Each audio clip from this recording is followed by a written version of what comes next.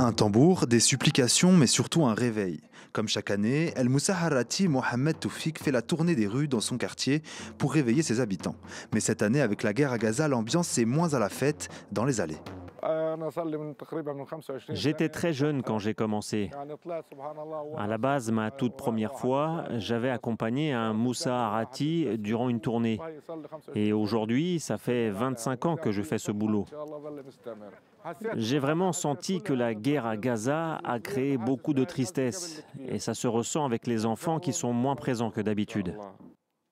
Avec le lever du soleil à 5h10 du matin, Mohamed doit commencer sa tournée dès 3h.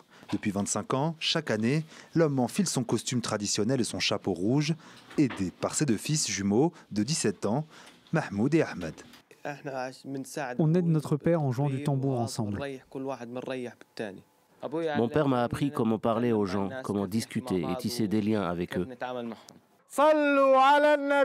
Tandis que la nuit bat son plein, Mohamed se promène dans plusieurs rues de l'est d'Amman afin que tous puissent manger le repas du Suhour avant l'appel à la prière de l'aube.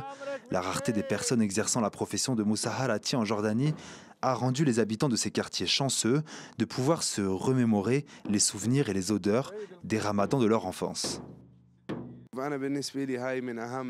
Pour moi, c'est très important pendant le ramadan, surtout pour nos enfants. Nous devons les éduquer comme nos grands-parents l'ont fait pour nous.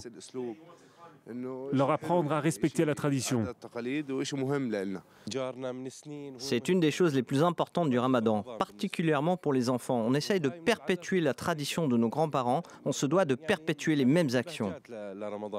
El Moussaharati n'est affilié à aucun organisme officiel en Jordanie, mais cette profession a des gardiens comme Mohamed qui s'y accrochent et veulent la transmettre aux nouvelles générations.